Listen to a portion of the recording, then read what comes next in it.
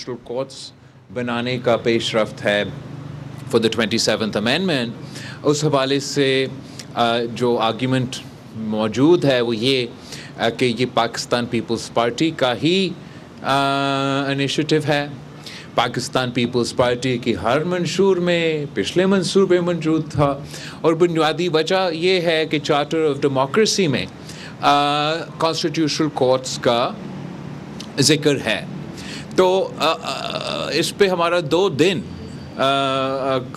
Party की CC में debate हुआ और हम इस नतीजे पे पहुँचे कि जबकि हम असूली तौर पे बिल्कुल इस आइडियल के साथ है कि कॉन्स्टिट्यूशनल कोर्ट्स बनने चाहिए, साथ साथ चार्टर ऑफ डेमोक्रेसी के दूसरे भी अनफिनिश्ड एजेंडा आइटम्स ज़रूर मौजूद हैं। तो हम इंशाल्लाह हुकूमत से इंगेज करेंगे और देखेंगे कि हम कौन से बाकी पॉइंट्स पे भी कंसेंसस बनाया जा सकता है कि इसी 27th अमेंडमेंट के प्रोसेस में अगर हम कॉन्स्टिट्यूशनल कोर्ट्स के साथ साथ चार्टर ऑफ डेमोक्रेसी का अगर दूसरे पॉइंट्स पे भी कंसेंसस बन सकते हैं और उस पे भी अमल दरामद किसी तरीके से हो सकता है तो वो भी एक वेलकम स्टेप होगा। तो पाकिस्तान पीपल्स पार्टी COD के हवाले से कॉन्स्टिट्यूशनल कोर्ट्स के प्रोसेस देना चाहेंगे और शायद ये हुकूमत के लिए कबूल हो, वो ट्रांसफर ऑफ जजेस का सवाल है।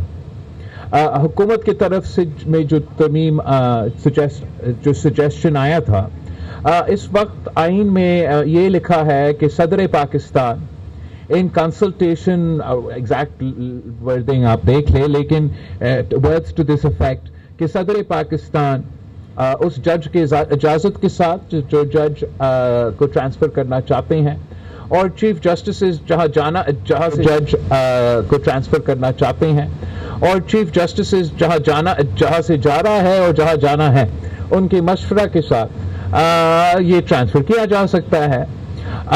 हुकूमत का ये सजेशन है कि ये जो इजाज़त और मशवरा का सिलसिला है वो ख़त्म किया जाए और जो जुडिशल जो पार्लियामेंट्री कमेटी बनाया गया है फॉर द अपॉइंटमेंट ऑफ जजेस वो फैसला करे ट्रांसफ़र ऑफ जजेस के हवाले से। तो हम समझते हैं कि एक बेहतर अप्रोच ये होगा कि प्रेसिडेंट ऑफ पाकिस्तान ज़रूर इनिशिएट करे। अगर जुडिशल कमीशन को हमने रोल देना है तो फेयर इनफ, वो भी एक मुनासिब फोरम है जहां इस बात पे संजीदा डिबेट भी हो सकते हैं और वहां चीफ जस्टिस साहिबान और बाकी सीनियर जुडिशरी मौजूद है तो वो मुनासिब फैसले ही लेंगे। मगर instead of removing the process of consultation of the High Court judges and having no say whatsoever for the judge that is to be transferred, Pakistan People's Party की suggestion ये है कि Judicial Commission में जो इनगोइंग जो जहाँ से वो जिस कोर्ट से वो जज साहब ट्रांसफ़र हो रहा है उस कोर्ट का चीफ जस्टिस और जिस कोर्ट में वो जज साहब को ट्रांसफर करने की कोशिश किया जा रहा है उस कोर्ट का चीफ जस्टिस, उन दोनों चीफ जस्टिस साहिबान को हम वोटिंग मेंबर्स बना दे उस कमीशन का जब वो ट्रांसफर का फैसले कर रहे हैं। और वो फिर जो कमीशन है वो उस जज साहब को बुला भी सकते हैं, उनसे पूछ सकते हैं कि उनका राय क्या है और हतमी फैसला जो ट्रांसफर जजेस का है वो उसी फोरम से किया जाए तो वो ट्रांसपेरेंट भी होगा। वो किसी को जो तनकीद हो रहा था इस अमेंडमेंट पे मेरा ख्याल में हमने उस तनकीद को भी कवर किया गया है।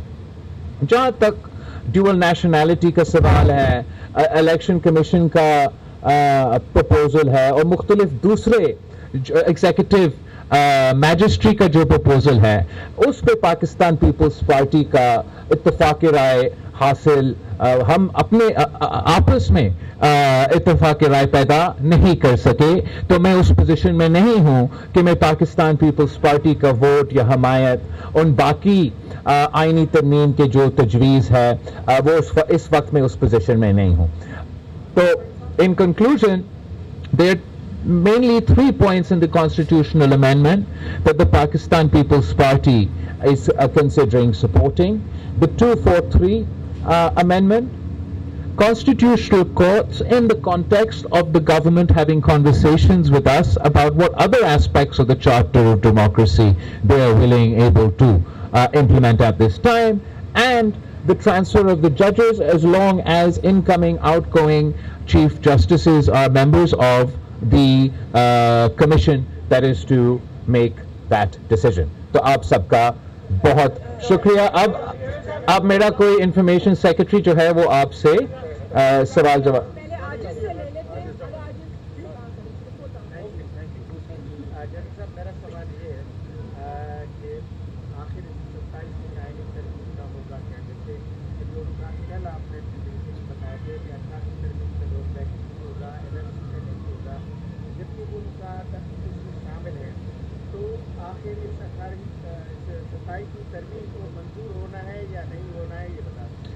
सर 27वीं आईनी तरमीम में जो 243 का आर्टिकल 243 का जो तरमीम है उसने मंजूर होना है.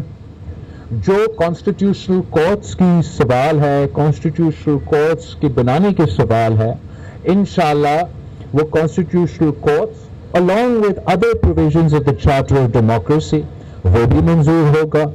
और जो transfer of judges के सवाल है, with the votes of the incoming and outgoing Chief Justice along with the Judicial Commission, उसका भी अगर नून लीग ये proposal मानता है तो ये भी मंजूर हो जाएगा. इसलिए पाकिस्तान पीपल्स पार्टी के वोट्स के साथ उनके पास तो अक्सरियत है.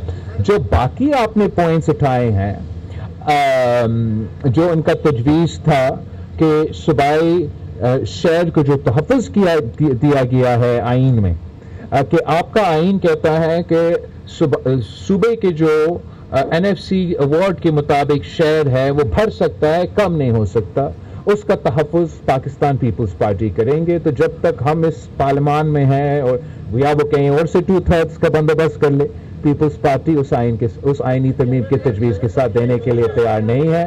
और वैसे ही जो बाकी तरमीम का मैंने जिक्र किया हम हमायत करने के लिए तैयार नहीं. तो वो सेक्शंस तो पास इस वक्त नहीं हो सकते. जो 3 जिसका मैंने जिक्र किया हाई चांसेस है कि वो पास होंगे. इधर से